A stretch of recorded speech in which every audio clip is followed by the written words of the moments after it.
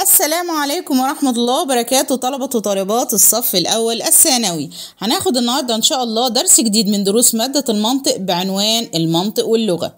نركز مع بعض كده يا شباب. أول حاجة هناخدها إن المنطق بيدرس التفكير الإنساني. عايزين نعرف يا شباب إن اللغة هي الوسيلة اللي بيعبر بها الإنسان عن التفكير.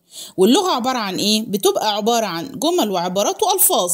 عشان كده بيقولوا إن اللغة هي الفكر المنطوق، والفكر هو اللغة الغير منطوقة. ألفاظ اللغة بتكون جوفاء وبلا معنى لو ما تمش التعبير بيه عن فكر معين.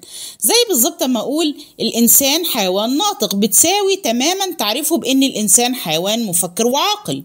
عندنا في مفكر إسلامي اسمه أبو حيان التوحيدي، شايف إن في شبه كبير جدا بين المنطق وبين النحو، أو بين اللغة والنحو. عندنا هنا ان الشبه اللي بين النحو والمنطق بيقول هنا ان النحو هو منطق لغوي والمنطق هو نحو عقلي. مثال على كده عندي دعوة ابن حزم ونصيحته لطلابه بضرورة تعلم المنطق واتباع دراسة القراءة والكتابة وأصول النحو واللغة عن طريق المنطق وحدوده. يعني الخلاصة هنا يا شباب ان ابو حيان كان شايف ان النحو هو المنطق اللي بيخلينا او بيخلي مفيش فيه اخطاء في اللغة، والمنطق هو النحو اللي بيظبط الفكر بتاعنا. هنا معناها يعني اللغة هنا عبارة عن أفكار تم التعبير عنها، والأفكار عبارة عن لغة بس لسه ما تمش التعبير عنها. يبقى هنا في علاقة وثيقة بين المنطق واللغة.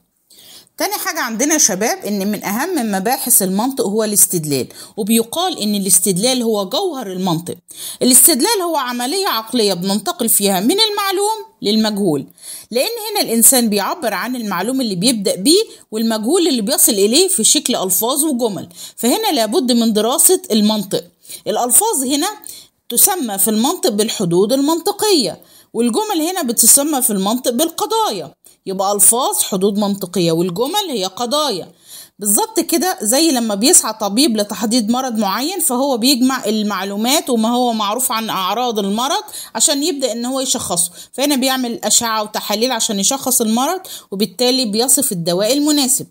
الخلاصة هنا يا شباب إن المنطق عبارة عن مقدمات، والمطلوب بنقول عليه نتائج، وهو ده علم الاستدلال. يعني بننتقل من المعلوم للمجهول، من المقدمات للنتائج. لو عجبكم الفيديو دوسوا لايك واشتراك حتى يصلكم كل جديد.